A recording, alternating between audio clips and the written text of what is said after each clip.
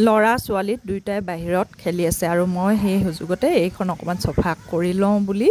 বাহিৰতে উলিয়াই লৈছো আৰু এই টাবত দেখিছেনে ইমান ধুনীয়াকৈ টেঙেচি এজোপা হৈ আছে বহুত দিনৰ পৰা চাই আছো বোলো কিবা এটা কামত ব্যৱহাৰ কৰিব লাগিব এনেনো কেলে উঘালি পেলাওঁ তাকে চকচোন টেঙেচিয়ে কাঁহৰ বস্তু ধুবলৈ খুব মানে ভাল হয় আৰু ধুনীয়া চাফা হয় এয়া লগত লৈছো চাৰ্ফ ৰঙা মাটি টেঙেচি অলপ পানী আৰু অলপমান বালি ললো দেই আপোনালোকে অকমান বালি লৈ ল'ব আৰু এতেনৰে টেঙেচিখিনি ধুনীয়াকৈ ৰঙা মাটিখিনি চাৰ্ফখিনি মিহলাই মাৰি দিবচোন আৰু বহুত ধুনীয়া চাফা হয় মানে আপোনালোকে দেখি নিজে আচৰিত খাব কাঁহৰ বাটি হওক কাঁহী হওক সপুৰা হওক যিকোনো কাঁহৰ বস্তু আৰু ৰ'ব মই ধুই দেখুৱাই আছো কিমান ধুনীয়া চাফা হ'ল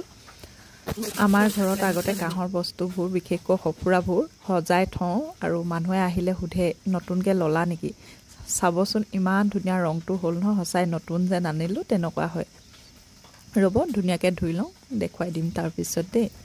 এয়া চাওক কিমান ধুনীয়া কালাৰ হ'ল দেখিছেনে আৰু এইখন শুকান হোৱাৰ পিছত দেখিছেনে